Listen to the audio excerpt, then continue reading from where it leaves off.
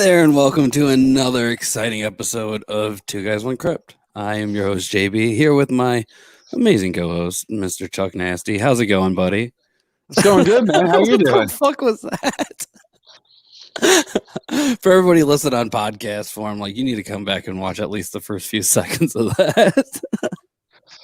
So that just shows how good of a mood I'm in, right? Right, it does. It does. Well, to be fair, it's understandable with the movie that we did this week. But anyways, before we get too into that, dude, what's going on with you, man? I know that you got something coming up here real soon, don't you? Yeah, man. Which we've been plugging it for a while now, and I've been plugging it on my podcast and stuff. On Tuesday, the day has finally arrived soon. Closer and closer.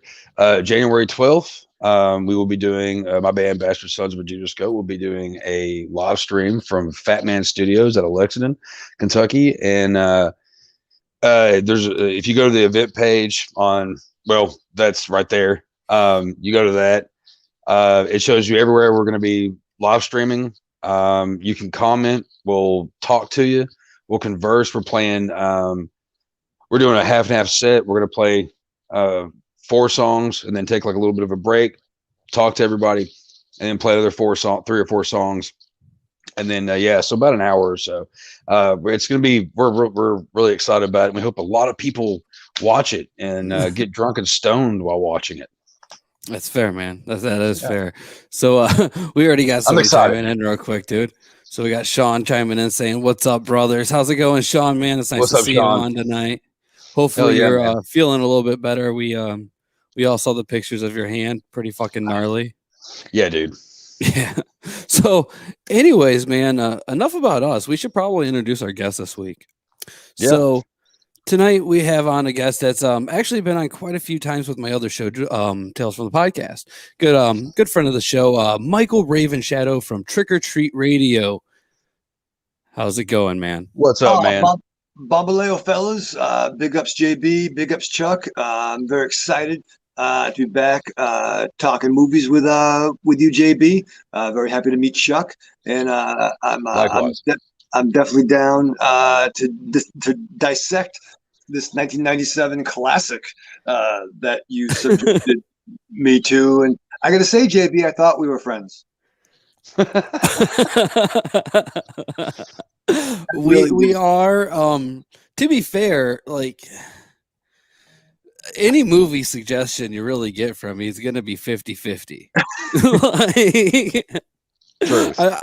I will admit that I push some pretty bad ones onto people, so it's I'll take full responsibility there. And I don't know, anytime you want to repay the favor, and I'll let you pick a movie. So we got our good friend Jack chiming in real quick saying, "Chuck makes my jingle tingle." Wow. Hi, Jack. I feel like Chuck needs to get a restraining order soon. So it's gonna happen. It's gonna happen. So we should probably go ahead and ask Michael, what's been going on new with you and Trick or Treat Radio? I know you guys had a pretty big special show recently. It's been pretty crazy, man. So Trick or Treat Radio is a podcast myself and a bunch of guys have been doing for about 8 years now. We actually just had our 441st episode. Been doing about 8 years now. And we're a phantasmagorical spin kick in the heart of pop culture. We discuss a film, at least one film a week. But I think what is positive about us, and once again, everybody has fucking podcasts nowadays, right? I think my Nana has a podcast. But you can go ahead and promote that too if you'd like. Yeah, it's nanastillalive.com. It's very exciting. Are you serious? No. Okay. As of this recording, at least. That's great. That's fucking great. Okay. Probably call tomorrow to make sure. But if you could do voices, I think that one could probably make money. Yes. I remember when we had lights for the first time. That was good.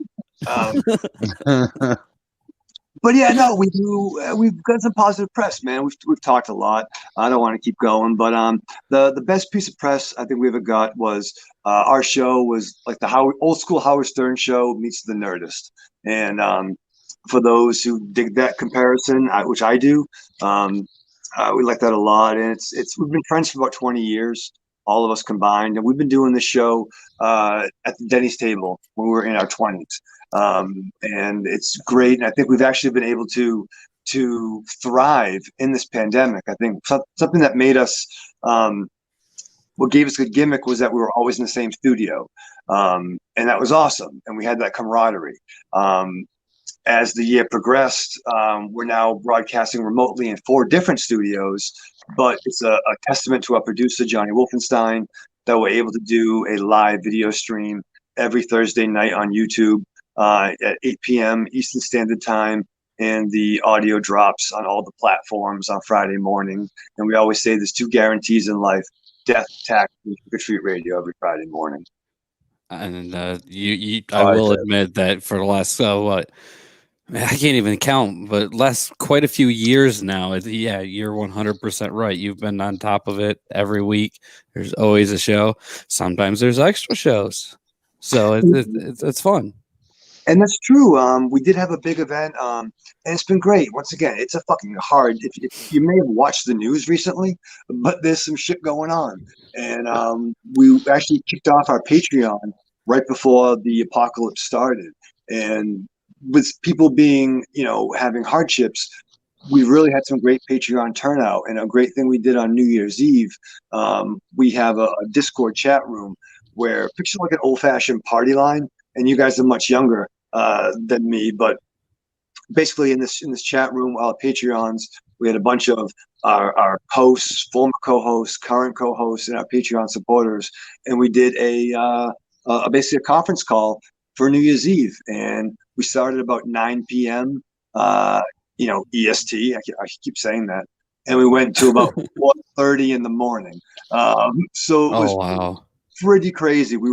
We had folks calling in from Australia, California, Alabama, Canada, and it was wild. It was a great time, and it kind of culminated in a couple guys trying to save the world, and some new podcasts were formed that may not ever happen, but it was a great night. And I think if my phone didn't die, we would have gone probably 2 more hours. That's awesome, man. Everything you guys do is pretty cool. I still need to get on there and check out the Discord channel a bit more, that's for sure. But I'm an avid listener. That's Thank you, brother. I like what I've been listening to it. I did actually just like I read to check it out today, to be perfectly honest. And I like what I hear so far. I'll definitely be checking it out more in the future. Right. Thank you, buddy. Check out some of the early episodes. They're some of the funnier ones, that's for sure. I personally enjoy the early ones a lot. I'll jump through and listen to I like your all's format. It sounds good. It's cool. Oh yeah. I definitely get the Howard Stern thing. Right. In fact, one of the past co-hosts, Tiny White from the Deadites, did the theme music for Tales from the Podcast. So he is actually part of the show. Oh, and Tiny is so incredible. I mean, that dude, if you like, and he's also part of the band The Deadites with former co-host Dynamo Mars. And check out their stuff too. I mean, their music is like if you took a John Carpenter score, threw it in an alley, put it in a blender, mixed with like Depeche Mode and zombie horror weirdness, and that's kind of the Deadite sound. And what Tiny does with synths is really incredible. And if you heard the Tales from the Crypt show, you definitely you're not hearing anything that you don't already know, if that makes sense. Right. Yeah, he did an amazing job, and I personally I own all of their music, so yeah. Well, I'm a big fan. Oh yeah, they're pretty cool too. If you check out any of like their live pictures and video type things that are out there, the sound quality is a little rough on some of the YouTube videos, but you have that. But just the aesthetic that they have in the live show is really, really cool. So it's something I think you would really check out, and you'd really dig it, Chuck. Oh, so, yeah, man, definitely. Anyways, we should probably talk a little bit about this little tiny movie that I don't know. I get the blame for, but the reality of it is that this week was Chuck's pick. So Chuck. So I do want to throw that out there. Like it's not 100% my fault. I did invite you. That was me. But it's still okay. All right. Now here's the thing about this. All right. I was trying to figure out a good movie. I don't know. You can be like however you want about the good part in that sentence. A good movie for us to watch and to discuss. And I was just drawing fucking blanks. And JB sent me a whole list of stuff. And then Pinocchio's Revenge was on there. And I had been meaning to go back because it's for some reason it's popped up in my head, and it's one of those movies that like when I hear the name I'm like, oh yeah, I know I've seen it, but I need to go back and rewatch it. So it was a good excuse for me to actually do that. And Jack has said this movie fucking sucks. Donkey dicks X's 90 whatever. Big number. I don't know, but I'm assuming it means that it sucks a lot of donkey dicks.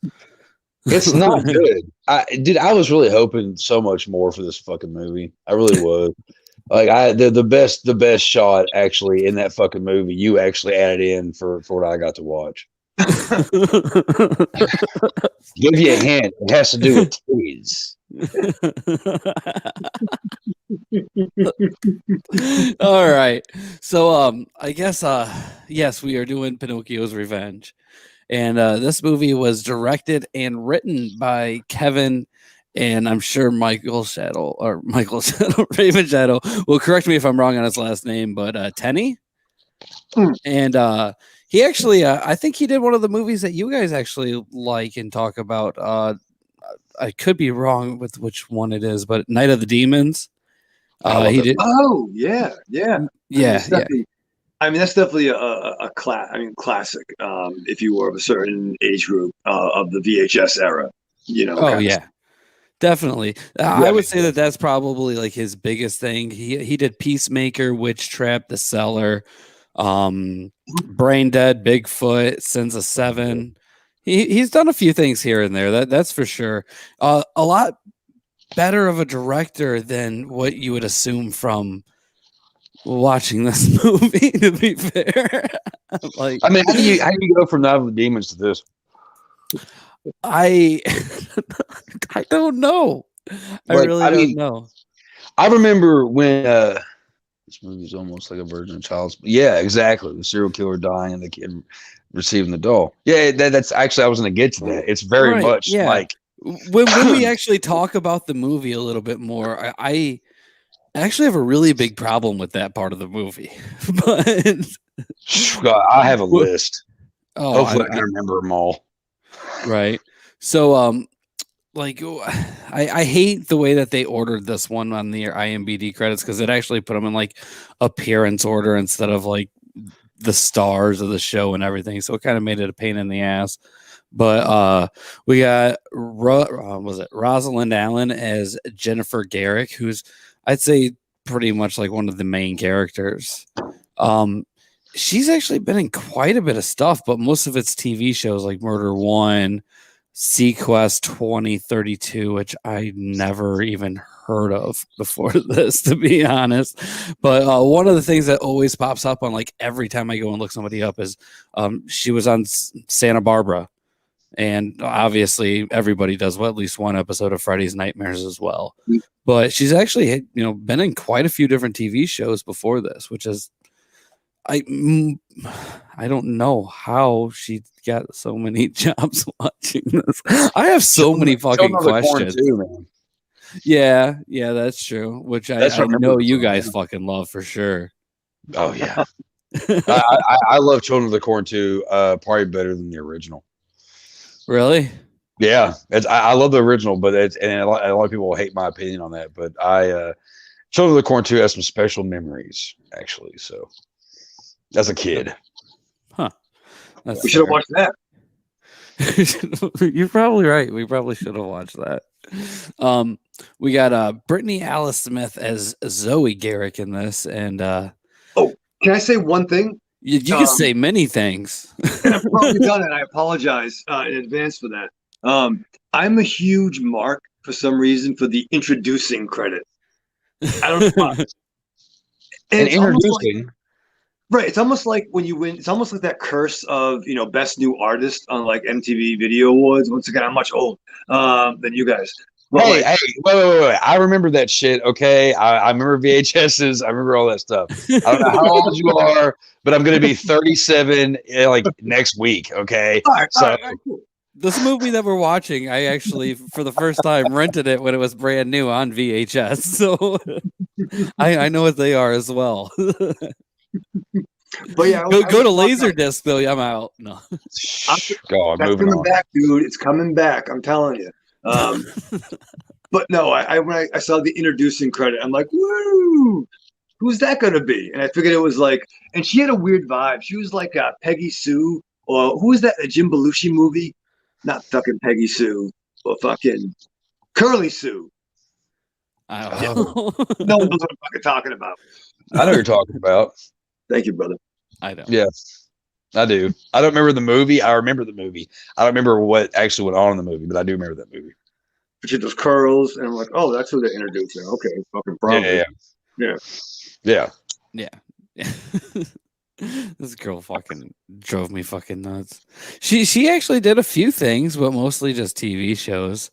I'd say that her biggest thing was she did a voice on a Goofy movie, not like a main character, but it's better than a lot of the other stuff that she did. Yeah, well, like a lot of the other things she did was like one episode of TV shows. It's like I can't really mention it. You know what I mean? Came over.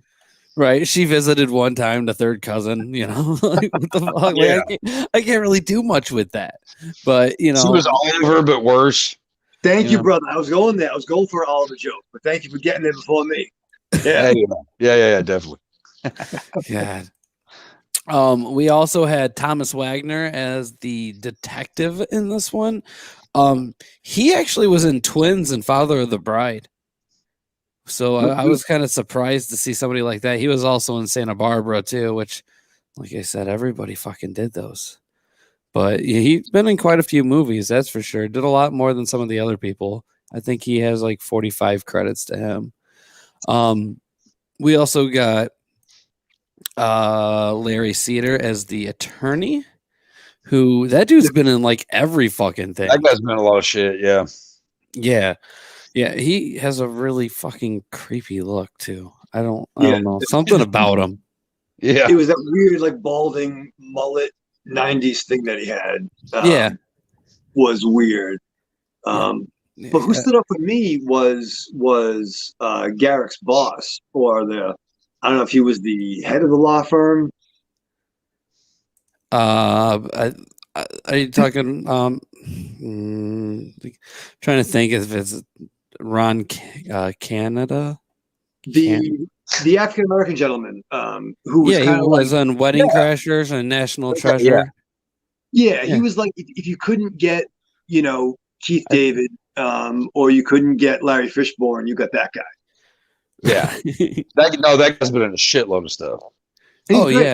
He's pretty recognizable. Yeah, definitely. He's been in a shit ton though. Like, you're not even fucking joking, dude. Oh, and every TV show that he did do, he was on for like at least a whole season too. So you can tell it's somebody that he was in DC Cap. Oh, I fucking love DC Cap. I didn't even realize that. That was like his second role back in '83. I didn't know that. Huh. Yeah, he's been in a ton of stuff, that's for sure. I didn't realize that. This movie had a lot of those people in it. Definitely did. It's kind of like watching Maniac Cop when we did that. It's like there's so many different people in there, and you're like, I know that guy, I know that girl, I know that girl, I know that guy. And this one, there was a lot of those where I was going, oh, okay, that she was in that movie, and he was in that movie, and yeah, I did that a lot in this one too. Right. I'm the guy anyway, so Right. We got a few people chiming in again. We got Jack going in here saying, I turned it off to watch this. You're all my saviors. I wonder if there's actually any dog killing in this fucking movie. We will get there in just a few moments, actually. We'll get there in a minute, Jack. Right. Is that my boy, Jack? Yeah. From Tales from the Podcast. I love that dude. We got our buddy David chiming in. Speaking of Freddy's Nightmare, Toby Hooper, who had also directed the episode Dead Weight of Tales from the Crypt, directed the pilot episode. Sure did. I got awesome. on VHS right there. I'm looking at it right now, actually. Right? Fucking amazing, dude. I'm a huge Texas Chainsaw guy. You kidding me? I've got Leatherface tattooed on me. If you could see it. If I had enough room, I'm going Star Wars. I'm sorry. Not that guy. Right. We got Jack chiming in again saying, I watched Curly Seal with my family when we rented it on VHS back in the early 90s. Nice. All right. So, anyways, Chuck, it was your pick. You're gonna lead this fucking episode, man. Go ahead and give us a quick walkthrough of this fucking movie. All right, I'll try to make this quick. You always say quick walkthrough, and it always ends up being like it takes forever. The last episode, Jesus. Anyway. So I'm gonna. Well, that was not my fault, to be fair. But it was funny because it did. But I gotta say this real quick before we get to this. It was hilarious because you were telling me I'm going to show you how to do a. Oh yeah. Oh, well, to be fair, that night was unexpected. Right. So we got Jack chiming in saying, Ravenshadow, what's up, bro? I love you too, man. And we got Ron Perty chiming in saying, I got Leatherface and Dead by Daylight. Ron's probably one of the biggest Leatherface fans I probably know. That and Friday the 13th, he fucking loves it.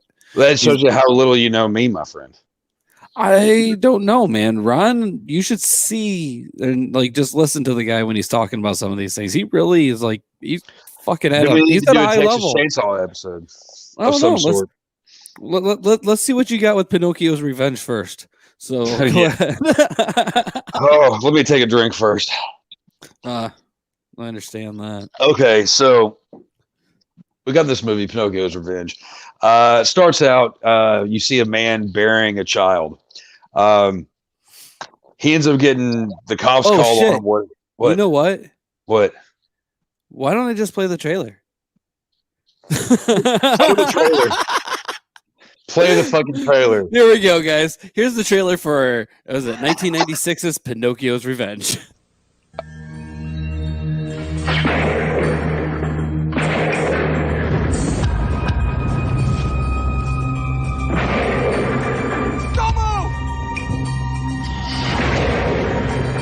What is that? What the hell have we got here, huh? It was a bizarre piece of evidence in the trial of an accused child killer. How could the man who made this have murdered his only child? Evil comes in all shapes and sizes. His lawyer believed he was innocent, but she couldn't stop his execution.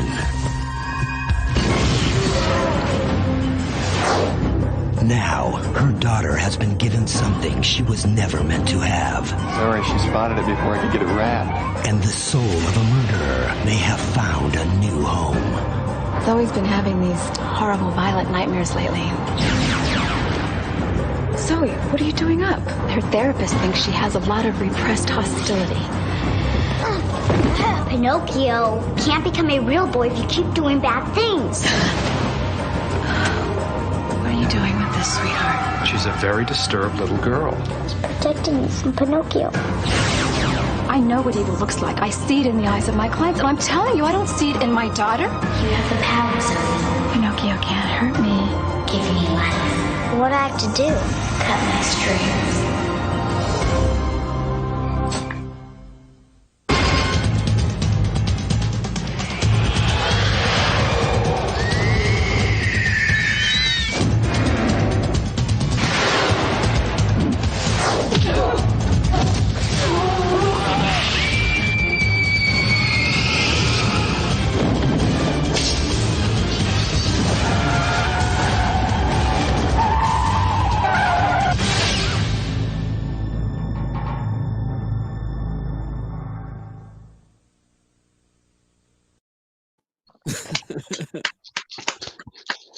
The fucking trailer's better than the movie. It's a good fucking trailer.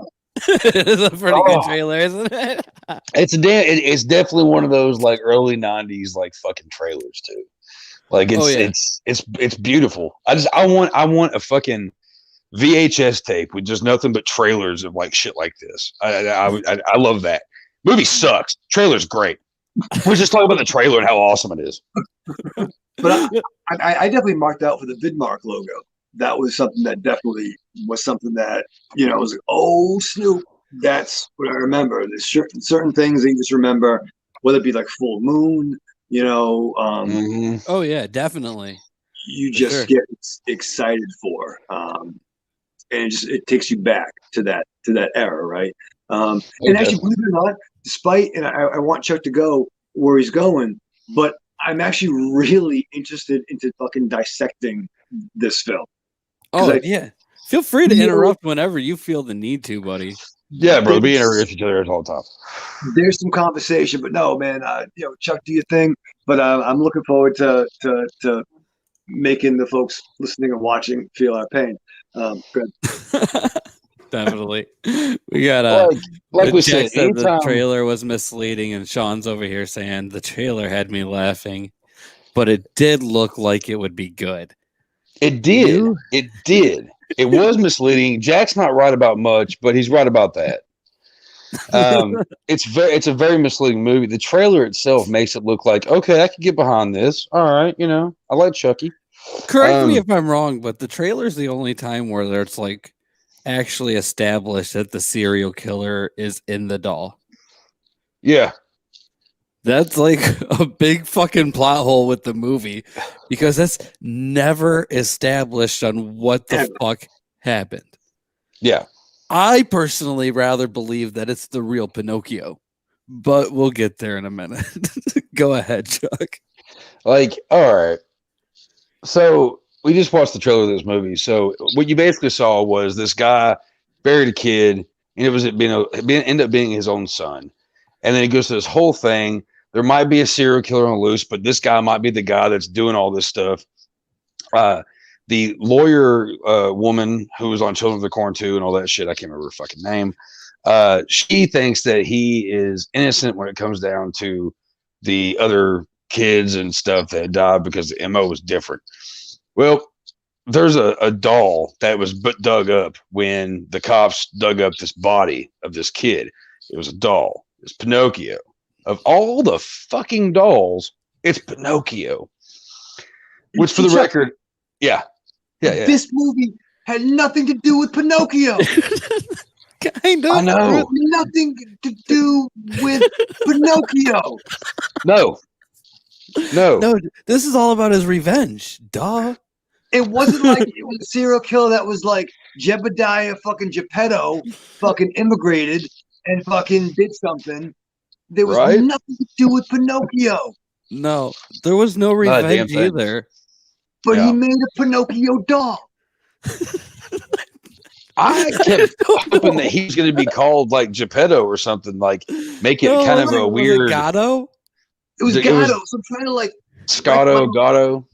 Yeah, I'm like, okay, like maybe John Gatto, the tinfoil fucking Don. What the fuck? Like he wasn't even.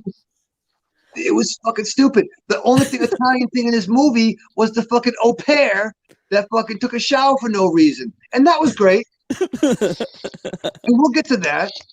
Yeah. We got Jack chiming in, says it was gonna be the sequel, but the little girl died in a wood chipper. I guess Pinocchio actually got his revenge. Man. So let's open up. So actually the opening scene reminded me very much, very Tales from the Crypt like, right? Like, I mean, it had that opening style. Yeah, definitely. And we're definitely shelling it, but there are some things I wanted to discuss about this film. We might need 4 fucking hours. But I think we could probably make that happen. Yeah. I love how the cop opens up to see the guy, the Florida plates, and he's investigating. And I love how it's pouring rain out, and he calls does a check, for like warrants or whatnot. Goes to the car and he sees blood. Doesn't call for fucking backup, by the way. And he's holding his raincoat like my Nana was taking the dog out with his little flashlight, looking around. When he comes across a strange-looking dude, maybe burying something, could be a child, could be a dog, we don't know. He just fucking pulls his gun out. Doesn't say, I'm a cop, You know what I mean? No, And in the nothing. 90s, maybe you could do that, but didn't even announce his presence. He's fucking draw out his gun. Yeah. The dude, like, what the fuck? I'm pretty sure burying stuff is not illegal. So yeah, there's no reason to have your gun out. Like he doesn't even look threatening at that point. Right. Like, and you know, when we get to the point of it all, like I don't know. I guess we'll talk about it in a few minutes once we get to that point and everything. But like, so Chuck, dude, after we have this whole scene, we have a huge flashback, right? Or not flashback, but flash forward. Yeah. It's like a year or two later or something like that. It says present day. So Fair. I don't know when. think 5 Like years. present day. 5 years? I think 5 it years. was. I think it was 5, but Okay. I'm not. Go ahead, Chuck. But in present day, this whole thing with, like I said, the lawyer was thinking that all these murders were going on, and the guy that they arrested in the beginning wasn't actually responsible for all of them, just his own kid's death. Well, the doll they found, they uncovered, like I mentioned earlier, ends up in her possession, and she drawing a blank for a second. Well, first we got to also mention that this guy got executed. Like she wasn't able to actually help him. He didn't. all. Yeah, that's right. He didn't want the help. He was like, just kill me. No, he said there's he no killed reason. all the people. He was. He did. He was wanting to die. Like that's Right. his whole thing. Which I don't believe. I don't think he killed any of them. I think Pinocchio killed them all. That's why I don't think the serial killer went into the body. And I think he just wanted to die because this kid was dead and he didn't want to live no more. But that was the thing, because she was trying to get him off because, which is not as sexy as it sounds, but Could have been. He was claiming to be all these child murders, but she had evidence that was inadmissible that proved that he wasn't in certain locations. It was used to convict him, but she was trying to get him off that he couldn't have been this serial killer because he wasn't there for those murders. But there was evidence that he killed the one child, and they were kind of like to hang their hat on. Right. Which you would think that there would be a difference in the charges there for sure. Like I could see a serial killer being executed in the 90s, but just like somebody who murdered somebody one time, it doesn't seem like, they were executing people left and right in the 90s. So that doesn't make sense to me. Like he definitely would have got life in prison if he was just charged with one case. And that's what she thought she was doing him a favor by doing the life in prison. He's like, no, I want to fucking die. Like, I want to die. Yeah. So now those of us who have watched a lot of fucking horror movies, we know the Chucky analogy, right? I mean, this is Chucky life. Oh yeah, right? yeah. Yeah. This is Chuck. This is Chucky Ultra Light. Right, and I'm not a fan of Chucky. Like I'm not a big man. I mean, I'm tall, but I'm skinny. I'm maybe $130, so holding the Yugo. But I will fight Chucky all day. I will punt. I will fucking kick a Muppet all day long. I will fight a Muppet. You should have been in the movie Meet the Fables. I would love to see you fighting those Muppets. A lot of verbs in that movie. That's a fucking picture. That's for sure. Hell yeah, it is. I love it. So I guess anyways, dude, we get to the point where we get through the case, he gets executed, and then we go and we get our main characters, and I forgot her fucking name already too, man. But either way, she got a bunch of evidence pretty much to the point where it was too late. And this doll that was there, and obviously in between, we get a lot of fucking filler in this movie. Like it takes a while. Yeah, but like a lot of this movie, the way it's filmed, especially the first over half of it, 45 minutes it was just bullshit for real. Like there just wasn't a lot of stuff going on until she gets to the point of having the actual Pinocchio doll in with Zoe, but to get there, we kind of get there in like a very, very weird way. So we end up finding Pinocchio in her chair the first time, and kind of like startles her. And I'm not sure if it was her boss or coworker, but either way, he put it all there or whatever is kind of what they put out there. And then somehow, and it wasn't the same day either, but the doll ends up in her car in her back seat, which is really weird. Like we get a weird scene with it, like panning the camera over behind her chair while she's like reaching behind there, and that's when we see the doll, and she doesn't even notice it then. And she's going to her house because it's her kid's birthday. And I give a little bit of I guess a little bit more on her daughter, because we do get a scene before that. Like, I'm not even sure how to feel about her daughter, because as far as I'm concerned with this movie, she kind of starts off as like an asshole. I was gonna say she's making kind of fun a of brat. people too. Yeah, Like, yeah. Like, no, she was like a straight asshole. This She is what was. I find very interesting about the picture, which is weird to say, but we learned that her last name is Garrick, which stands out to me because that's Jay Garrick is the original Flash. But that's what my mind went to. She's been divorced for a year, so the daughter's having some separation anxiety with the father, right? So, so she has some childhood. She goes to a Catholic school, and what stood out was the scene where the teacher is doing the story, and she has a feud with the pretty blonde girl in class, and it even culminates with them brawling, passing out invitations to a birthday party. The pretty blonde girl smashed her invitations, and then she dives on her like Sabretooth and bites her fucking ear. Bites the shit out of her. Mike Tyson's there. And I'm like, what the fuck? That escalated quickly. You know, like she got blood on her fucking face and shit. It's like, why would she go to that? Like, why would she go to biting? That just shows something about her upbringing. Very animalistic, that's for sure. And like, to be fair, the way she was before having Pinocchio was more brutal than after having Pinocchio. Like, Pinocchio was doing motherfuckers a favor. They were getting fucking bitten by childs and like attacked by, like that. Like, that's fucking way scarier than a fucking dog going at you. Yeah. But pretty much after we get to know these or whatever, like, we end up getting her mom's going home, and it's her birthday, and that's when we get to meet her boyfriend for the first time too. And what was his name? Was it David? David? Yeah, David. There we go.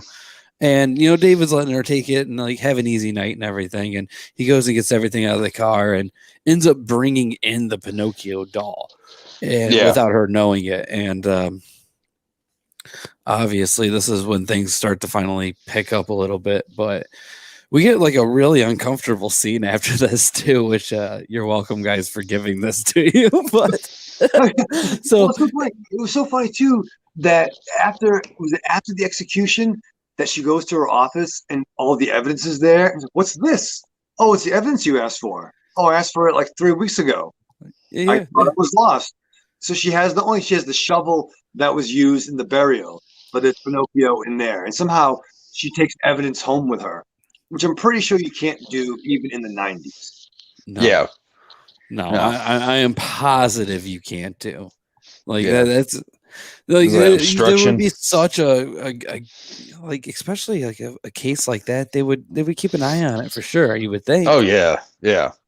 Yeah, I mean, I'm not a cop, but I've had friends that have been arrested. You know what I mean? So I think I know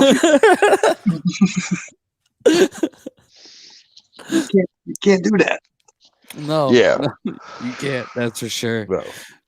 But oh god, where the fuck was I? So the uncomfortable part. So like after the party, like, well, first off, Zoe is really in love with this doll really fucking fast. Has some real attachment issues to it, and it's a fucking ugly fucking doll. Like, there is, like, it really is. Yeah. It gets creepy though. I will say, like, when the first time we get to say it, like, go. But what's the nanny's name again? Sophia. Okay. Yeah. Sorry. I remember her. Sorry. I remember a lot about her. Yeah. Oh, I bet you did. So anyways, this is when we get like one of our more uncomfortable scenes after they put Zoe to bed. David and Zoe's mom, who I cannot remember that bitch's name, but they end up having a quite a time. Yeah. Oh God. It's so you feel bad for the little girl. Like, Oh, bad. she hears it all. She just like this. Oh man, like she didn't even try to plug her ears though. To be fair, like at some point in time, you got to take a little bit of responsibility. Like, it's a very weird juxtaposition of. Now, to be fair, they're consenting adults, and the party's over. She had a rough day, and they're being intimate. But to juxtapose the intimacy to the child hearing the noise, and the way she deals with that is clutching the supposedly wooden doll that's scarred from serial killer, and clutching him as her mom is effing the landscaper. yeah. Happy fucking birthday. Well, Yeah. it No could always shit. be worse. That's for sure. I love the way it was shot, though. It was shot really nicely because it was so fucking uncomfortable. well, it's like you have like this, like really, like you have like all the music going, and you have like this like romantic scene, Right, and then right, it goes to Zoe, and she's just like horrified, and then she just goes to her again at some point, and she just looks pissed. Like I was okay. First off, I was watching like the first half of this fucking movie. I watched on my damn phone while I was at the laundromat. Okay, and most of the time,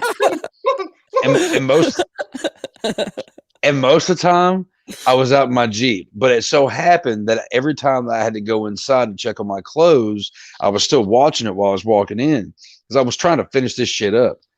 And because I needed it, and it needed to happen and to be done. And I walked in. Every time I walked in, it was at a certain scene, and like I didn't have my headphones in or nothing like that. I was just watching it while I'm checking my shit. And I guarantee the people in this place just probably thought I was watching porn.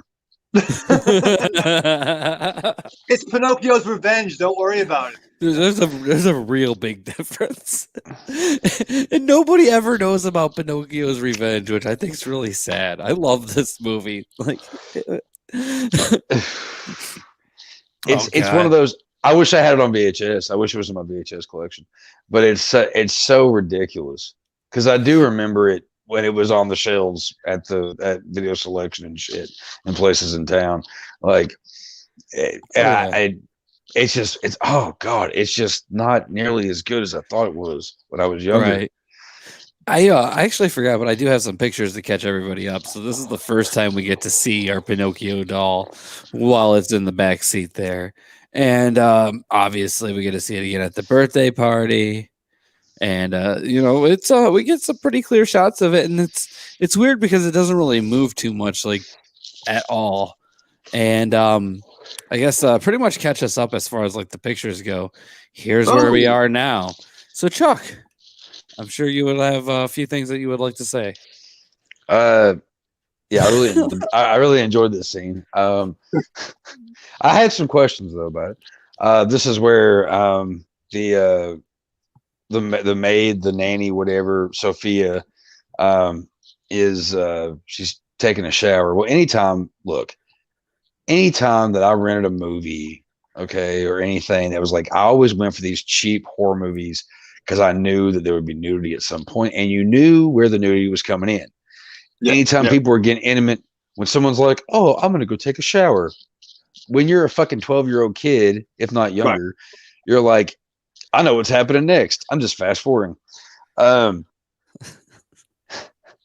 don't understand it. Okay, you see this. You see her in the shower, and immediately I immediately became that 12-year-old boy all over again. I was like, want to wiggle, go off. Yeah. It's Oh, like God. It's stupid because like you think about it, and when you were younger, like me and my friends, I had a couple of friends that we rented these movies like Witchcraft and shit like that that we knew for a fact was gonna you just about spit your fucking drink out when I said that too. Like we knew these movies had these certain scenes in them, so we like would tag on to these. This would be one of those scenes where like I would probably pause or slow mo or something. It's a good one. And one thing I always movies, like you want that. You want to have. I mean, you want that nudity, whether it's a breast or a dong, whatever you're into. That's part of it, right? That's the thing. That's why we went to Summer Party Massacre, or shit like that. Spookies, or the whatever the fuck. Pretty much almost every other movie that's been on this show. Right. Well, I mean, That's for sure.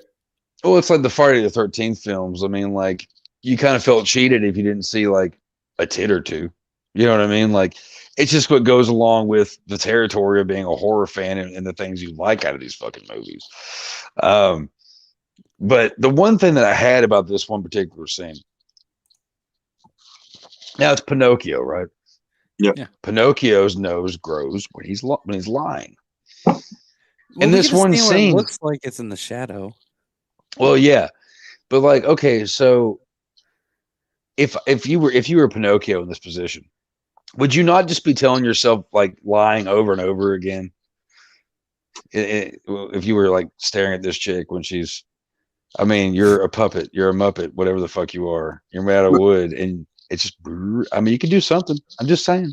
He just stands there. It'd be a great pop. I mean, that was a great scene. Did you want a scene similar to like Evil Dead with the tree vines, but with Pinocchio's nose? But I think what Yes. Chuck is going is, I mean, not only is she remarkably groomed for 1996, heavens, that was very well done. I think she did it by herself. But when she gets out of the shower, she even like rubs his nose. Wouldn't it be a great pop if the nose grew longer and she like wouldn't it's, I mean, I want to say it's on the nose, but like it would have been perfect, that's for sure. Little tree sap sap from at just the being a end. horror movie to like a real horror comedy. They would have had to have went really downhill after that. like you're Yeah. not making Casablanca. Like have the nose grow at least a little bit. Right. I think the Yeah. only thing that we really get that's kind of Pinocchio-like is the cricket. And I don't think it was done in the same way. Like, Yeah. They should have, though. They should have had him in there. Well, that's where I think as they started going into that, it would have been more interesting to play upon the Pinocchio myths more. I mean, they did like he needs a cricket agree. because to keep his conscience, right? Because like right. and even like, but what even struck me too when before the Dave and the mom got intimate, he scared her. Pinocchio's a bad boy. Ooh, he's scared running around the house. Oh with her. yeah. He would do lots of naughty things, and yeah, he definitely tried to spook the shit out of her with it. And first off, I don't remember Pinocchio being like like a marionette type puppet either. Maybe I'm wrong on that one. We'll get to that fucking moment too. I think he was actually, though. Was he? I think. It's been a long time since I saw Pinocchio, but I'm pretty sure he was yeah, because he ends up with the God, I gotta go back and watch that movie. But like he ends up with the bad dude or whatever, doesn't he? Like it's like doing the puppet thing and all that shit. I've got to go back and watch Pinocchio. It's a lot better than Pinocchio's. I've not seen Pinocchio. It's so fucking long. I don't even know which one version of like everybody's talking about because I'm thinking about the cartoon. Cartoon is what I'm thinking of. All right. So, anyways, man, continue. Where are we at? Oh yeah, the nude scene. Yeah. So wait. So there's all this shit going on with the nanny coming out of the shower. She sees the doll and all that, and like you kind of think something's gonna happen. You're like, oh, finally. Sean confirms that he lost his marionette. Yeah. Okay, I was right about that. Cool. They even did a song when he did. They did. Sean, if they're all you go to beer. the website and find the phone number, I will send you $1 if you sing the song and send it to us. That would be awesome. That'd be great. But this movie, it does drag on like we've talked about, and this is a part where I thought, okay, we're going to see the stereotypical nanny being slaughtered after getting out of the shower. Right. I mean, that's what you kind of expect in these kind of fucking movies. And when you get a fucking jump scare, a jump scare, because the girl, Zoe runs out and grabs the doll, and she's like, "What are you doing with my doll?" Makes it sound bad, like she was doing something. There's a couple of things in this movie that were kind of like, even down to like when Zoe has Pinocchio in the bed with her, and she's like, okay, just this time, but don't tell anyone. It's like, that's weird. Yuck. I wish you were a Pinocchio real was a boy. pedophile. Yeah. Oh, yeah. I bet he does too. And there was even a weird juxtaposition scene of her mom and Dave, like, just hold me, spoon me. And then it cuts to her spooning, Zoe spooning Pinocchio. And they threw I that think she line, was learning a lot. Yeah. like, I want you to be my brother. I mean, unless you're like Luke and Leia, that's like not some brother shit that I'm familiar with. You know? Like, No shit. Yeah. Yeah. Oh god. Well, Luke. Oh, Luke. They didn't know. listen, okay. and Ben could have fucking told them. I'm just saying. He could have, but Yeah. I don't Well. know. Think about well. it. Like this kid just like barges in your house and everything. You have to deal with all this shit going on. You don't really even know the kid, to be fair. Like sometimes it's funny to just let things happen the way they do, and then just laugh about it to yourself later. That's how I spend like 80% of my life. Just watching, waiting for the disaster to happen, knowing it's going to. Like, Yes. Great way to have a fucking outlook, right? You learn with it. You live. Right. That's fair. So go ahead, Chuck. Sorry. The fuck was I at? Oh yeah. So we think that there's going to be a killer, and it's not. And I mean, this girl, she gets mad. She gets pissed off with the nanny, saying that, "What are you doing with my doll?" Which we already discussed was fucking weird.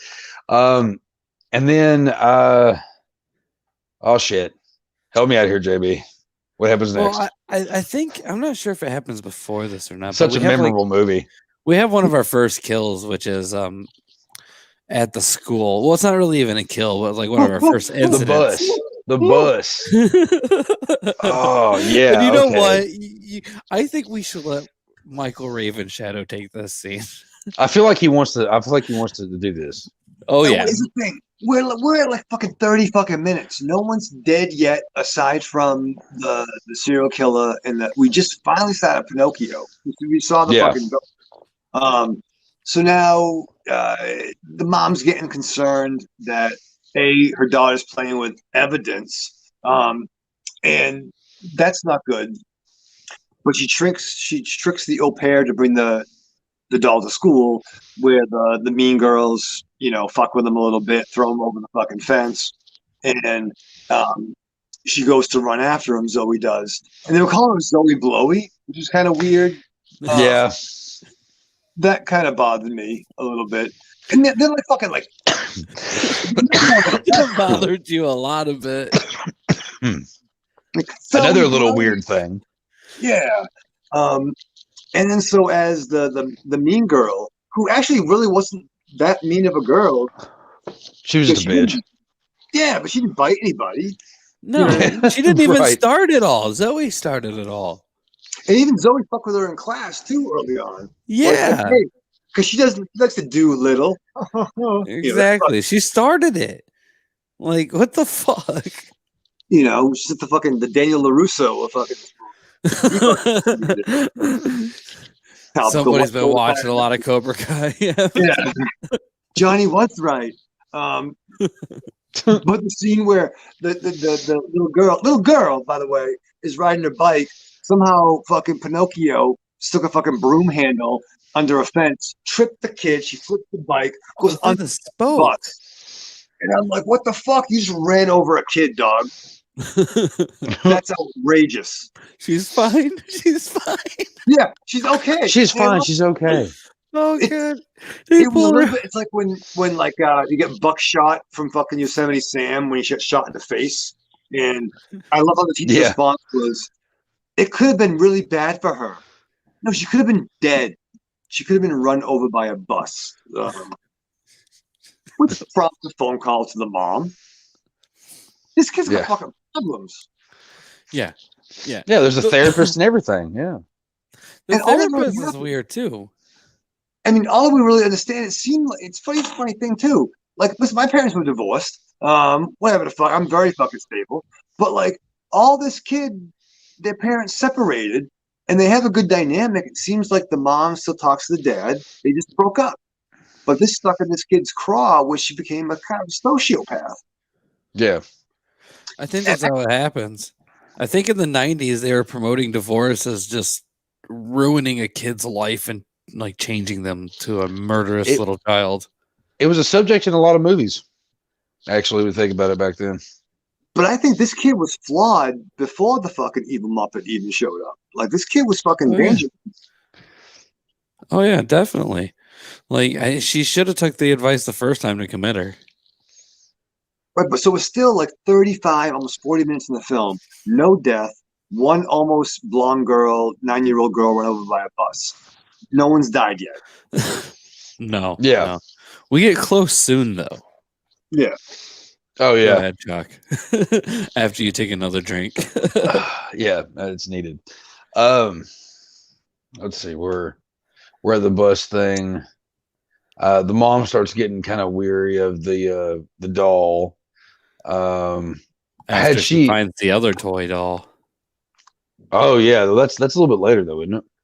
That's like the next day after the birthday party because she gets the present delivered or whatever. Oh, that's right. Okay, yeah. Sorry, this movie, like, as well as I do, like, it takes like 40 minutes for it to get to anything that we're talking about right now. Pretty fucking. It's pretty ridiculous. It's pretty ridiculous. So I guess we can just zoom on to when the mom has to do something for work or whatever. Yes, and the babysitter can't stay late. Yeah, the babysitter can't stay late, so she has David come over and do it. And Zoe acts like a brat completely because he tells her, I can't let you be up or doing this or whatever. She'll kill me. And she acts like a complete brat about things. Yeah. And David ends up with a door to the face and down the stairs. Yeah. Yeah. And that's when it really a lot starts of blood too. Yeah. I don't think you bleed that much when you fall down the stairs. Well, they were going for a good touch, They were like, "Hey, this movie sucks. Let's put more blood in it." Because sometimes that helps, not always. But this is actually the point in the movie where, to me, like the child's play thing starts coming into play even more because you already kind of get that anyway because you get. Anything that has to do with dolls, there's a kid with a whole rapport with the doll or some shit. So you kind of can't really just say that's child's play. When it gets to the point where the kid starts getting blamed for murders and people being hurt, David doesn't die. He goes off to the hospital for a while. So he calls the 911 and saves him. She calls 911 and saves him. She felt bad about the whole thing. But the fucked up thing is, like, after David falls down the stairs and shit, it shows Zoe talking to Pinocchio, and she's like, "Oh, how could you do this?" Blah blah. He's like, if we got rid of that nanny of yours, huh? Yeah. Is this the scene where they were talking at the therapist? This is they're at a park or something. Yeah. They're at a park or something, and then she's like, "How could you do this?" Blah blah blah. And then like Pinocchio was like, he's like, if that Sophia wasn't around, we probably had more time with mommy.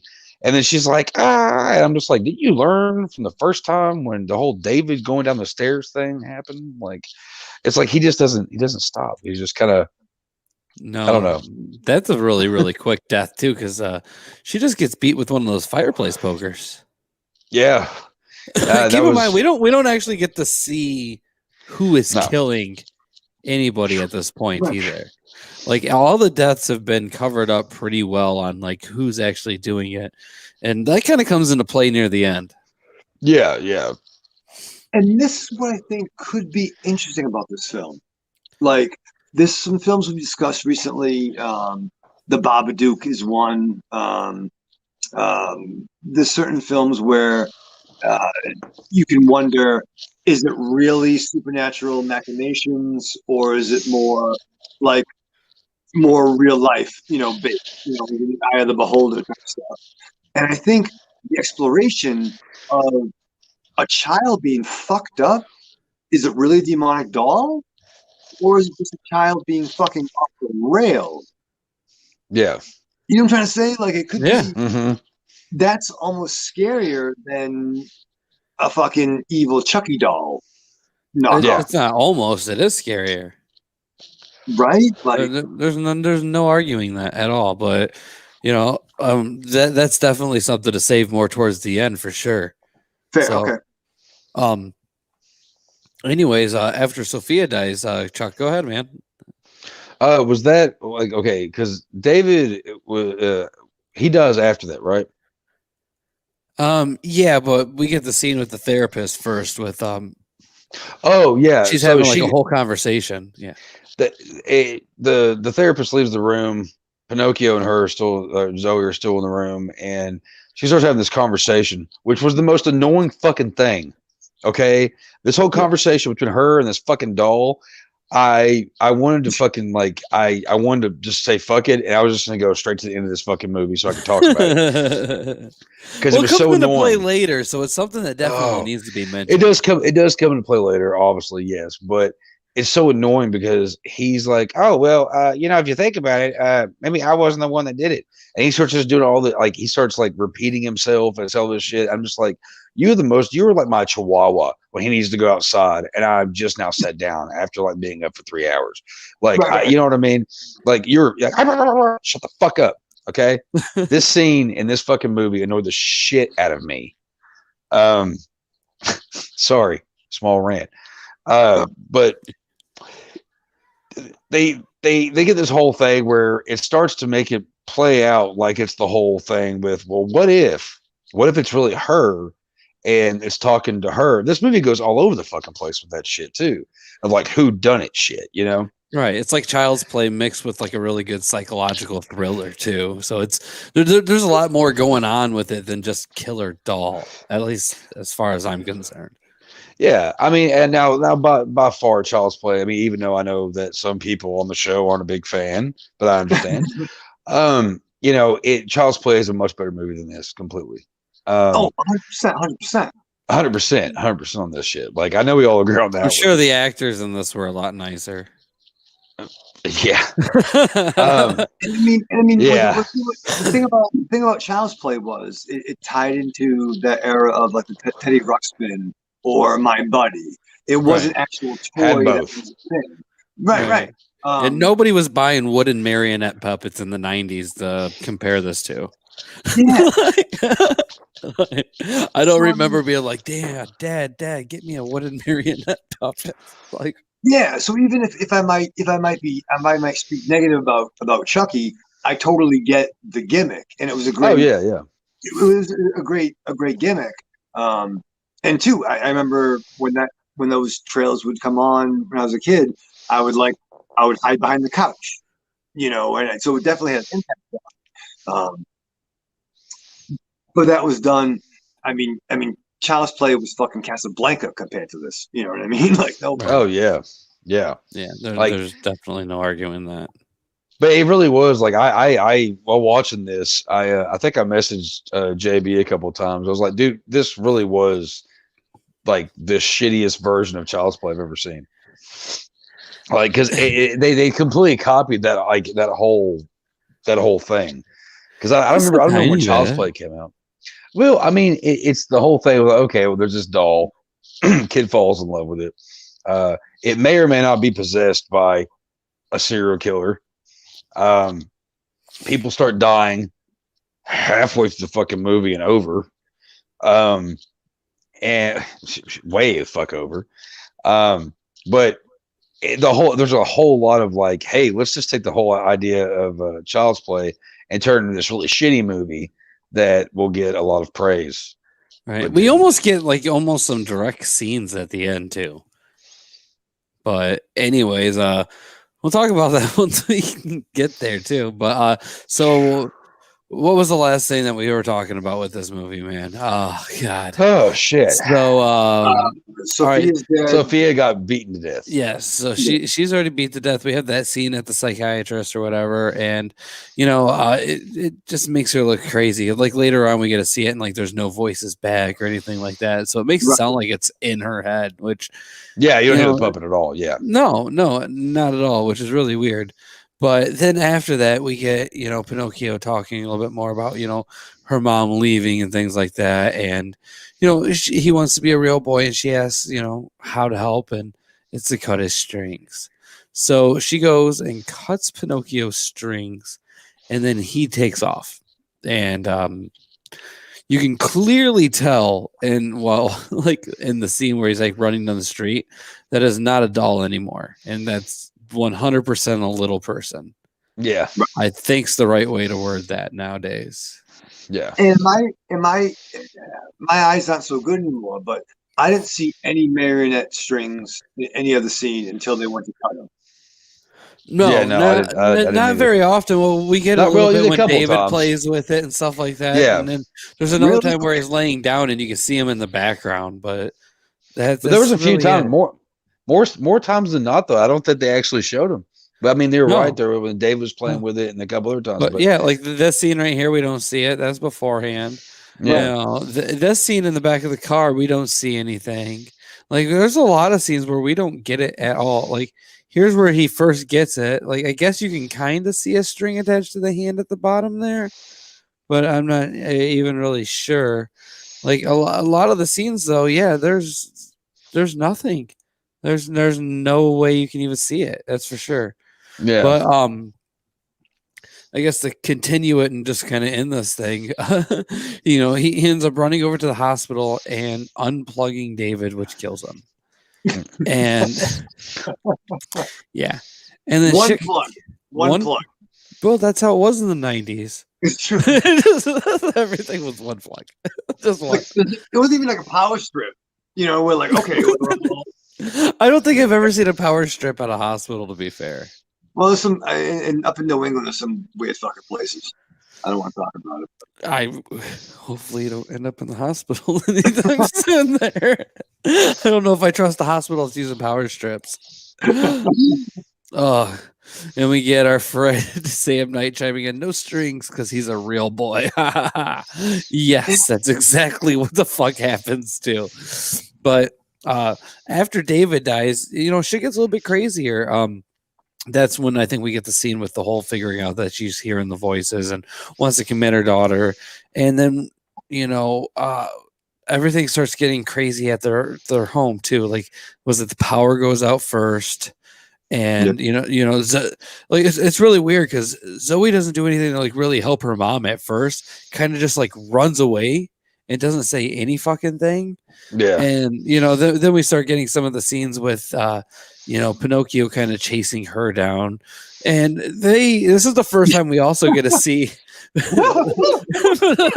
is the first time we really get to see Pinocchio really moving around and stuff. Yeah. There it is. Yeah. Which if you pay attention, those are the exact same eyebrows on both. Like, I don't think they had many face changes that they were able to do in this. But like, I heard Pinocchio was really hard to work with. Yeah, if you look at this picture, I think you can actually tell that there's a person in the costume here, because if you look at their left or their right arm. or left, yeah, you can see how it's kind of bunched up there. So you could tell for some of the scenes they definitely had an actor in a costume and definitely did even rip off even the way Child's Play was even filmed. But to say the least, the big fight, blah blah blah. She ends up grabbing Pinocchio and throwing him through her table. Yeah. And then what is it? Lightning's flashing and stuff. And then we get to see that it's not Pinocchio, but Zoe. Yeah. And then we cut to the end of the movie where they are obviously in an insane asylum and Zoe has been committed and they're kind of arguing over, you know, what she did see, what she didn't see because she got hit in the head. So we're kind of left with the whole concept of maybe Zoe was actually doing all of it, but you know, It's confusing. It doesn't really. Yeah, because if that doesn't was make the case, sense. you would have been fucking going crazy right from the beginning of it. That's for sure. And Chucky keeps coming to mind. 100%. Well, that's like yeah. It's every killer doll movie all wrapped into one. But anyways, we went ahead and pretty much spoiled the fuck out of this movie for everybody. But to be fair, it's not exactly an easy movie to find. You got to watch it in parts on YouTube, blah, blah, blah, blah, blah. If somebody is actually watching this going, man, I was getting ready to sit down and watch Pinocchio's Revenge. What am I going to do now? There's 1,000 other fucking movies, if not more, that you can find you'll be fine with. That's fair. We should probably talk about that after our commercial break. So let's go ahead and take a couple minute break, guys. Yeah. And then we'll talk about what we thought about this and get into one of my favorite spots of our reviews is when we go and talk about some of the other user reviews about this movie. So let's take a fast commercial break, everybody, and we'll be back in just a moment. Oh, yes, it's Ladies Fright. We tell spooky stories and try to figure out what about them makes them so scary. Using personal anecdotes, psychology, and sociology, Lauren, Maggie, and Jackie dive into urban legends, ghost stories, and other tales that give us a good fright. Because this is Ladies Fright. Oh, what a fright. Find us wherever you listen to podcasts. Do you like the Tales from the Crypt? Do you love the Tales from the Crypt? Even if you've never seen an episode, this podcast is for you. I'm Melissa, your ghostess with the mostest, and host of the Good Evening Kiddies podcast. Each week, I break down another great episode from the TV series The Tales from the Crypt. Audio clips are included, so even if you haven't watched that episode, you're good to go. There are also special guests, trivia, mini movie reviews, and much more. What are you waiting for? Check out the Good Evening Kiddies podcast on Podbean, Apple Podcast, or wherever you get your podcasts. That's the Good Evening Kiddies podcast. Check it out today. Hello, this is the Sasquatch, aka Bigfoot, but you can just call me Frank. And when I'm not stomping around the woods throwing rocks at hunters, I like to listen to the Paranormal Punchers podcast. That's right, Paranormal Punchers. They talk about all things paranormal, and they're hilarious. Go find them on iTunes, Stitcher Radio, Google Play, and ParanormalPunchers.com. Everything about our food is changing. The way we cook it, the way we eat it, and the way we share it. And that's why I'm encouraging you to come and check out Pardon My Fork. Conveniently packaged in hour-long episodes and available anywhere you find your favorite podcasts and at PardonMyFork.com. We are talking to home cooks, chefs, Food Network stars, and world food champions. So cleanse your palate and come and get a heaping helping of Pardon My Fork.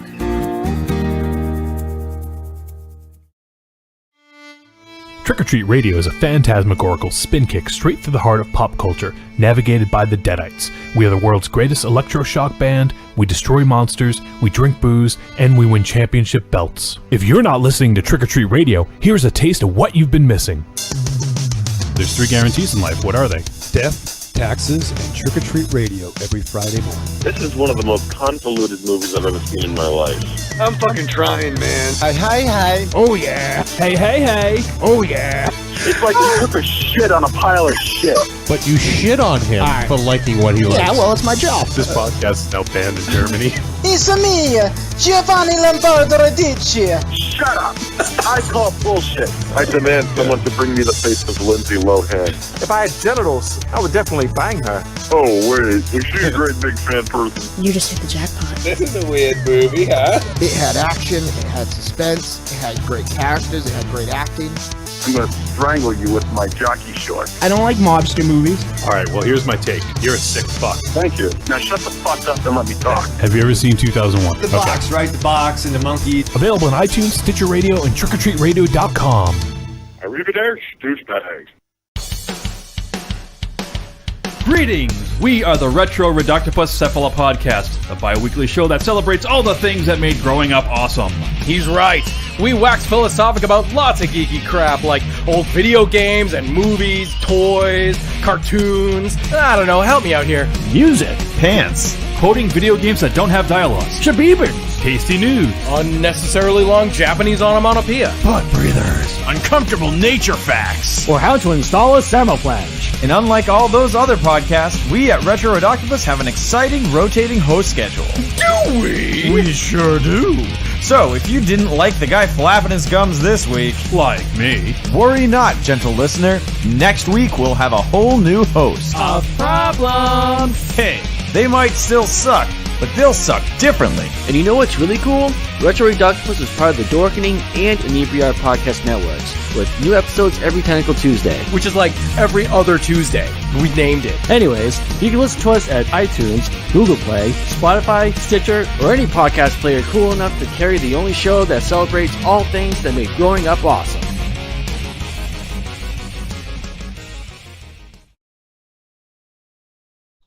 And welcome back to this fun episode of Two Guys, One Crypt with our special guest, Mr. Michael Ravenshadow. I'll believe. So much excitement, everybody. Yeah, so much. So anyways, this is the part of the show where we're going to go ahead and talk about what we thought about the movie and give it a rating between 1 and 10, with 10 being the best and 1 being the worst. So, Chuck, why don't you go ahead and lead this one off, buddy? Well, this movie, as we have seen and as we've all heard from everybody, this movie was not good. This movie was. There's things about it that I thought was nostalgic in a lot of ways, and that's about the only thing. Like I said, the trailer for this movie, dude, all you gotta do is watch that movie. It's better. I mean, like, watch the trailer for that. It's better than the fucking movie. It actually tells us who the killer is. Right? Yeah. I said the best scene in this movie is, of course, the nanny in the shower. That's the best scene in this movie. I am sorry that I chose this one, but at the same point, I'm not, because I need to rewatch it. It's been forever. But I am sorry that that it was my reason why we all watched this fucking movie. This movie was so fucking boring. 45 minutes into this fucking movie before anything, I'm sitting there watching this shit going. Do you think the problem was the way you watched it, though? See, I don't know. You That's watched the thing, because it in your car at the fucking laundromat, and you wonder why it wasn't that great.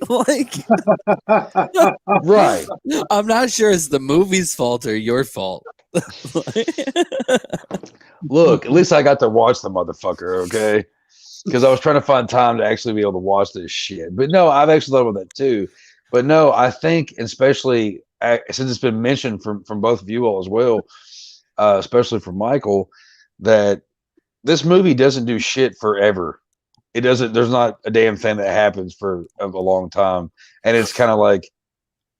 But there is. I gotta say, the whole thing with the one guy that she was trying to prove was innocent, but he was a complete psychopath, because like he recorded the audio of burning people and shit. Yeah. I think there's. That's something else. I'm going to use that and a couple other samples from this for some live stuff for the band, actually. Because there's some great samples in this shit. There really is. If you don't know what the fucking movie is and you just hear the sample, you're like, that's fucking deep. You watch the movie, you're like, that's fucking stupid. But it doesn't matter. This movie, in my opinion, I will give it. I'm going to give it a 3. And that's mainly based on nostalgia. Titties. Yeah. Nostalgia and titties. So I'll give it a 3 based on that. And I wouldn't mind having a poster of this. That'd be cool. That's fair. All right, Ravenshadow, man. What did you think about this one? And let's hear what your rating is. All right. Well, first of all, my next album's title is going to be Nostalgia and Titties. Yes. I love it. It's a hit. God damn it. Listen, I was taking a piss early on, man. Busting your balls, JB, at first, but there were some things I liked about this. There was some. Sorry, let's fucking slow it down. There were some ideas in this that I liked a lot. I did quote like pictures of the Babadook, and this new wave of horror. Of is it in the mind? Is it really supernatural? Is it not supernatural? And I thought the dissection of childhood trauma and sadness had some stuff there. In fact, Pinocchio was the least interesting thing about this picture. Sophia was the most. But I thought, yes. I thought this child was fucking broken and flawed. And the fact that you have a psychologist willing to have a child committed at 8 years old forever, like, she's going to get out. She should be here forever. What the fuck, bro? Like, you're a psychologist. Like, she's going to get out and we're going to get a sequel. Yeah, like, there was some stuff there. Like, I mean, Sophia's Revenge. I mean, what the fuck? This is not a great picture, but and you know what? With all the fucking remakes, right? Don't remake Big Trouble in Little China. Don't remake fucking Jaws. Remake something like this that maybe I'd be down for that. Bad, but like, oh god, better if it's done right. If it's done right, it can be cool. And I think that's where it's at. I mean, really, there's truly only 2 deaths in this picture, and it came almost in the 3rd act. Yeah, you're 100% right. That's for sure. There wasn't a lot going on. There was. It's like the Kevin Smith thing, where it's like, get them to the mall. If it's mall rats, get them to the fucking mall. If it's Pinocchio, show fucking Pinocchio. And we didn't see him until fucking 25.37 whatever the fuck minutes on my laptop that I watched earlier today. Yeah, I think the exploration of a child trauma in a parent. I mean, that was done in, you could argue, in Unbreakable. That kind of stuff where that can be a thing. But overall, I'm not good with numbers. I would say this is a 4.5 for nostalgia purposes. And once again, I think there was something here. And hey, they made a fucking movie. That's fine. That's good for them. They had a Muppet. And on our show, and a little person. A little person. It was better than the fucking new Leprechaun we watched a couple of years ago. Fucking Leprechaun and didn't wear buckles on her shoes. They even had a hat. On our show, it would be a trick. But I would say it's a 4.5 on Two Guys, One Crib. That's fair. I believe Tiny liked that movie quite a bit, didn't he? Tiny hated that. Are you talking about Leprechaun Origins? Oh, Leprechaun Origins. Because yeah. the other one, the guy who did the what was it? Is it in like The Void or whatever? He's the one who did that newer one, like the one where it was like a sequel to the first one. Yeah, right, that came out after that too. So, and it had the Leprechaun riding a fucking a drone. Yes. I believe MZ liked that part. So I can't say nothing bad. I love those movies. By the way, we got a friend of ours chiming in saying, I would love for you guys to watch this one and review it. And it was called Blacksmith and the Devil. That's I don't know if you guys did that one or not. It's called Elementary.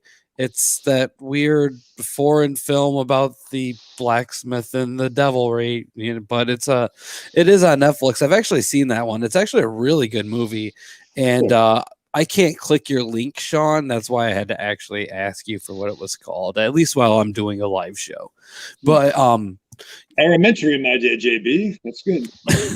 It's actually not a bad movie. I ended up getting caught up watching that entire movie, and I don't remember if it had subtitles or not. I remember looking at it and was like, oh, it's foreign.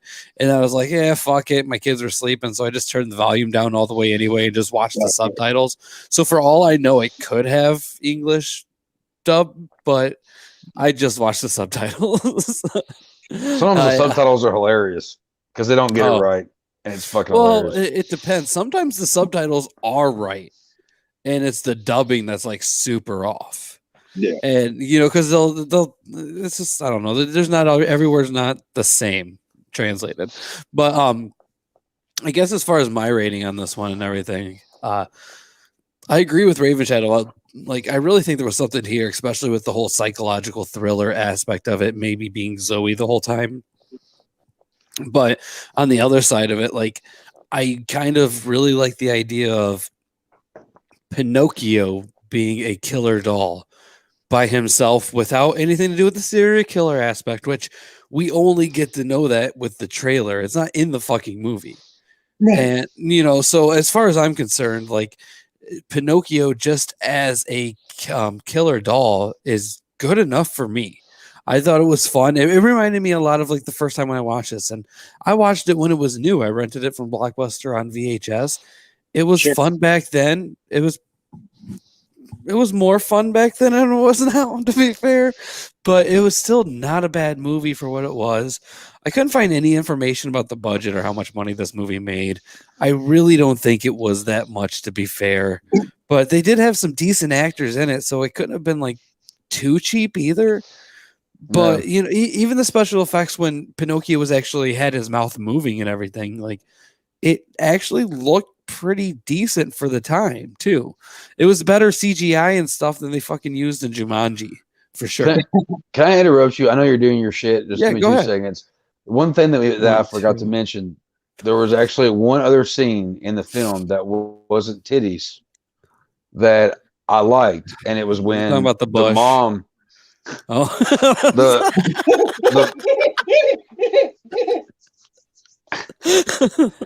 when the mom puts her hand up on the door and Pinocchio's guy, he's putting the knife through, it goes right through her hand. That was pretty cool. I dug that. That was all right. I had to mention that. I meant to mention that earlier and I forgot. Yeah, that was dope, Chuck. That was rad. Yeah, you're right. Yeah, I forgot to say that too. Yeah, she deserved it. You know, how the fuck you put your hand there? But I still had a lot of fun with this one though. I would like to see something else with it though. Like they really left this one with like wide open for anything to happen. Because at this point, Pinocchio is a real boy. His strings are cut. He killed his cricket conscience. He doesn't have to worry about a fucking thing. He was able to frame Zoe as the murderer's child and somehow disappear. I would like to know what happens next in Pinocchio's life. Does he gradually turn into a real boy and then maybe just become a serial killer from there? Like, who the fuck knows? But here's the thing, JB. I'm raising my hand like I'm in school. Yes, Mr. Ravenshadow. Thank you, JB. Like, Pinocchio too is kind of a dick too. So, all right, if he's the serial killer reincarnated, or it would have made more sense if it was a boy. I actually thought it was a machination where he was trying to maybe bring his boy back to life. At first. It could be. Maybe the whole time he was covering up for his son who killed all those other kids. And then his son put himself... Well, they mentioned that in the movie that it's a possibility. It's a possibility in the movie. They mentioned that, like, you know. Well, if you want to be a real boy, you're the same age as Zoe. You can grow up together, but you got a super hot mom, and you have a super hot au pair, and you got a stepdad who's a landscaper. Why not be a family and be friends, bro? Why are you going to kill people?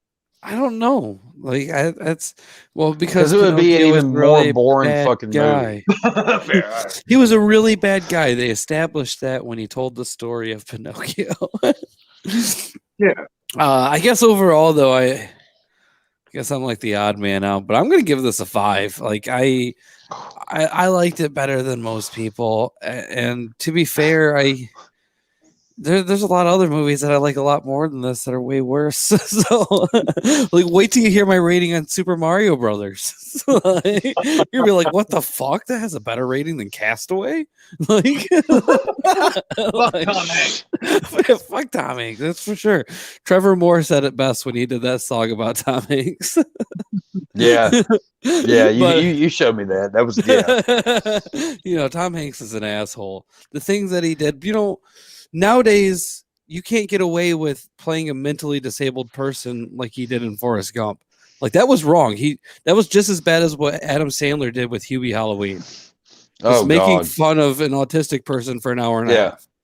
Yeah. But not cool. Anyways, I guess I should probably get to one of the more fun parts about the show, where I talk about some of the other people's reviews of this on IMDb, because it is fucking hilarious what some of these people write. And by the way, I do this pretty randomly, so it's kind of hard saying what's going to happen. So here's the first one. 1 star. And this is from September of 2013, so they didn't watch it too long ago. And it's called A Real Nightmare. It says, not as bad as it seems, question mark. No, really bad. As bad as it is, one of the worst movies I've seen in 37 years. Dull 10 out of 10. The story is laughable. Of course, it's possible to bring home a piece of evidence in a murder case, especially a puppet. What a good idea for a script. So lame, such a lame script. Impossible to number story holes. So bad or non-existent puppet animation. Not 1 second believable or scary. Poor directing. And so inappropriate shots along the movie. Nothing works and is eventually so poor and so stupid. The twist is even just as bad. It takes itself seriously. A must-see for your enemy. And I wished I was blind. I wish I was blind. Okay. That's how they ended it. It's not All that right. bad. I mean, it's pretty bad, but I've definitely watched worse. Let's see. This review is from 2004. It says, "When you wish upon a pentagram." And that's an album title right there. Yeah, it definitely is. You get the stupid excuse of a Child's Play ripoff. Man, what were they thinking? First, they mess with the Rumpelstiltskin horror movie. I remember that one. That one's on our list too. We'll have to touch base on that one. Yeah. Then they make more crap like this. Fairy tale haters. Well, to be honest, I've seen this as a kid and it scared me a bit. I feel you. Simply because I was underage with the assumption that Pinocchio wouldn't do that. Wow. But I've grown. By the way, it does actually say wow in that review. But I've grown and come to think of this as a Child's Play ripoff. A fairy tale bashing nonsense and lame Tales from the Crypt episode. I can see that. Or trying to at least be one with a lame ending that was stupid. And it had many plot holes, and I still can't understand how it came to life. Was it the work of an evil Geppetto? No, there was no Geppetto. We established that. Then what? After a few evil deeds, he becomes a real boy who becomes America's most wanted. Personally, I think the concept of an evil Geppetto sounds better. He builds an army of wooden killer and starts crime wave funny. But this awful, stinky like a shoe and awful. It sucked. If you want killer puppets, settle for the killer doll, specifically Child's Play instead. No strings attached. Or if you want a fairy tale figure turned upside down, watch Leprechaun. Or if you want Pinocchio, watch the animated Disney version or live version with Jonathan Taylor Thomas and Martin Landau instead. Negative 10 out of 10. Okay, and here's the last one I'll read. Well, he certainly got his revenge on us. This movie, Pinocchio's Revenge, is so blah. I purposely failed to do any research on it prior to reviewing it. I even questioned if it's a sequel, though I can't imagine that being any better. I'm still not sure, and I still don't care. No one should see this waste of time. Apparently, some parent buried a doll. Look out, Chucky fans. There's no comparison, even to the weakest Child's Play entry, with their son. And once resurrected after a shock knockoff scene, the doll now rusts with a new child. Mischief ensues, obviously. Well, I don't know what's worse, the acting, the dialogue, the hilariously bad special effects, or the fact that I, so ill with the flu, couldn't get up to put a real movie in my DVD player and had to settle for the freeze one on my on-demand cable network. That says they bought it on DVD. Can you blame them? Before I knew it, I was at the point of no return. I might as well have finished this dull, pointless, and extremely slow-paced movie. Quite frankly, I didn't think it would get any better. It didn't. But then again, I was sick, so I just let it run. And that's what you should do. Run. Don't even bother. And if there's a part one, skip that too. Watch. He thinks this is a sequel because it's called Pinocchio's Revenge, like there would be a first one.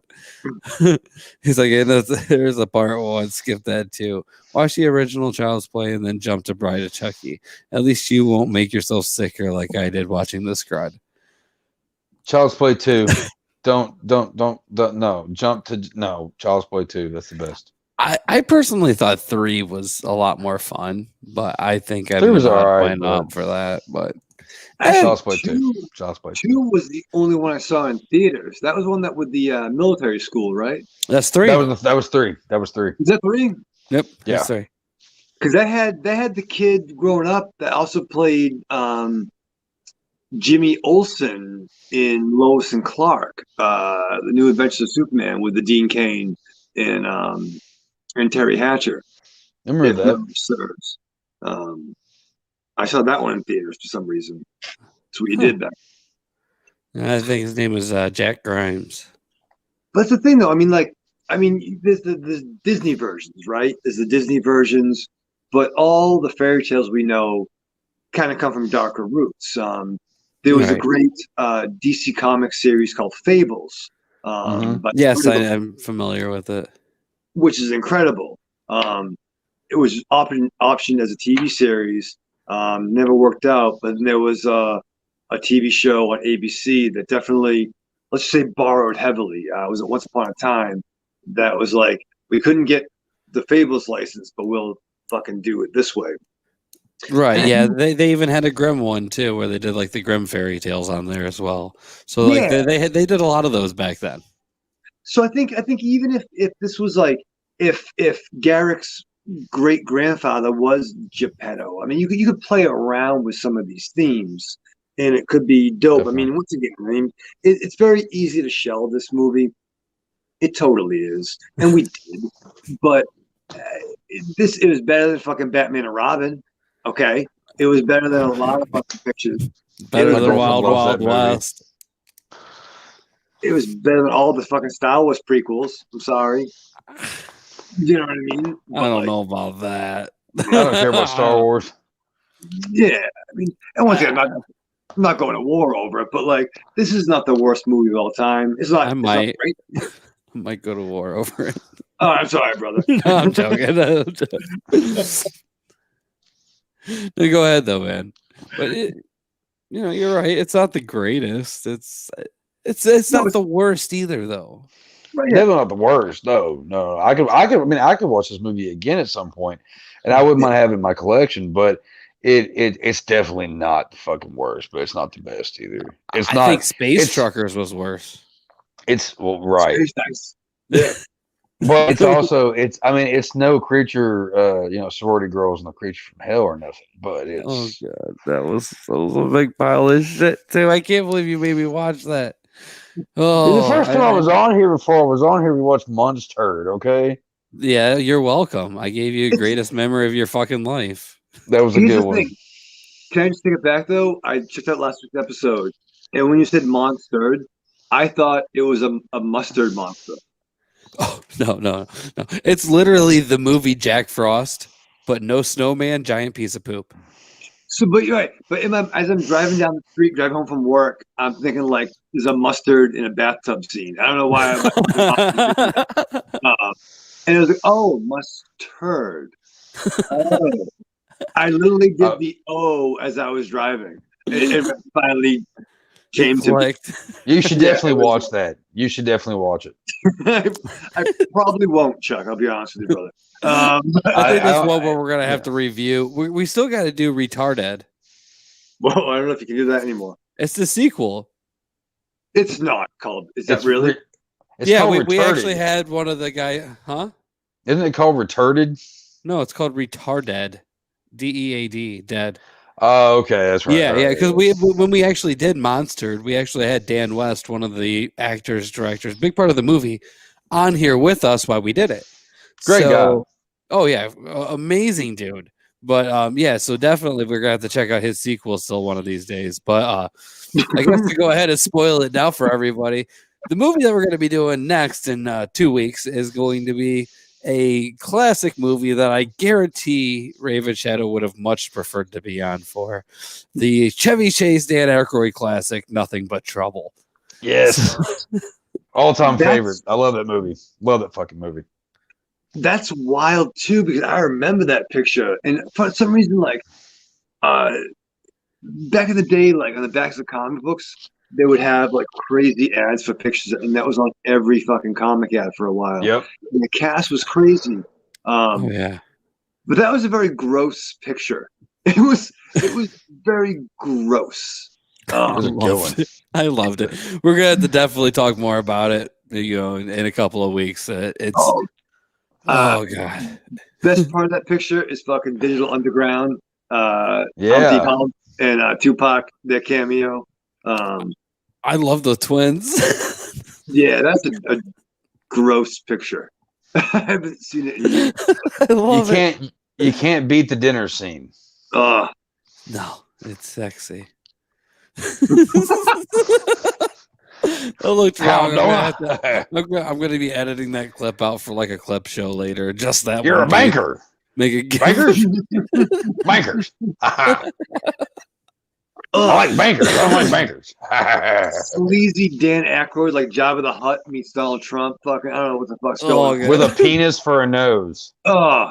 Yeah. It's a fucked up movie. That movie fucked me up when I was younger. I love that movie. It was so subversive because it worked everybody, right? It worked everybody. You could Chevy Chase to me more, Dan Aykroyd, but it gave you like sleeves. Yeah. Yeah, definitely. It was definitely a fucked up one, but we're definitely gonna have to talk about that one on our show next, dude, for sure. Yeah. Anyways, man, we're gonna go ahead and wrap this up. We've definitely went a little bit longer than we normally do, but it's been a good episode. We definitely want to say, thank you, Ravenshadow, for coming on for this episode. It's always such a fucking pleasure to have you on and talk about movies, or specifically a lot of Tales from the Crypt that we've done in the past. But I'm definitely gonna have to reach out to you on one of these really, really bad ones and try to just see how low I can really hit it out of the park there. Michael, it was nice meeting you, man. It really was. It was cool talking to you. I think you're a great guy, and you have an awesome last name. Thank you, brother. No, Chuck, great to meet you, man. And definitely want to check out some of your stuff, man. You're doing the rock to the roll, man. So definitely help me out with some of that stuff, man. I want to check you out. Definitely, oh yeah, dude. I'll hit you up. Cool. Yeah. So thank you again, like I said once again, for coming on, man. I'm gonna go ahead and lower you down here in a second so we can wrap up. Is there anything you want to say to everybody before we go ahead and take you out of here? No, man. Thank you guys very much for having me on. I love what you're doing. I love Just the Crypt. I love this dissection of VHS sleaze and remembrance, and it was great to hang out with you guys, man. So Bombaleo, and let's get the party going. Sounds good, man. All right, well, I'm gonna drop you down, and feel free to stay, like I said. All right, so fun episode, Chuck. I'm excited. Very fun episode. For our next one episode. For fucking damn sure, dude. It's gonna be a fucking blast. That's gonna be. And thank you, Sean, for chiming in again with that awesome show, brothers. Dude, Thanks, Sean. You're awesome. Thanks for chiming in. Thanks for coming and watching all these and buying our merch. It's always greatly appreciated. For everybody that does want to go and check it out, all of our stuff's scrolling at the side there. Or if you go and listen to us on the podcast form, all of our stuff, like all the sites, are in the show notes. So feel free to check us out. Go to our Patreon, blah, blah, blah, blah, blah. Like us, love us, whatever the fuck you want to do. And speaking of merch real quick. Also, if you want to go to, if you want any of my band's merch, Bastard Sons of a Judas Goat, hit us up on our Facebook page and we can hook you up with some merch stuff and merch details and all that fun stuff. And also, if you want to buy any shirts with me on it for 2G1C, feel free, people. Yes, and just so everybody does know there, and I do know that Michael Ravenshadow is still staying there below, and I know you can hear this, but so far everybody has purchased a 2G1C shirt, has purchased shirts of just me. Not one person has purchased one of Chuck. So I do. Nobody's purchased one of both of us either, except for me. I purchased one of both of us and sent it to you. I need more love, man. I'm starting to wonder. Am I doing something wrong? Like, I don't get it. I don't know. Maybe I'm just doing that much right. Is there maybe you are. Maybe you are. Maybe. So is there anything that you want to go ahead and say before I go ahead and wrap us up? Fuck this movie. Fuck this movie. Fair enough. Fair enough. And remember, everybody, check out Michael Ravenshadow on Trick or Treat Radio every Thursday night at trickortreatradio.com. Check out their Facebook group. They got their page there. They got a YouTube page. I think it's Over the Deadites. Check them all out, dude. They have a lot of really cool things going on over there, and it's a lot of fun. And here we go. We got Shaw saying, when I have money, I'll definitely get the Chuck one. I heard the Justin one fits a little bit better, so you might want to check that one out instead. But fuck you, Justin. Fuck you. Oh, I love you, sugar tits. So with that being said, the crypt is closed. It's closed.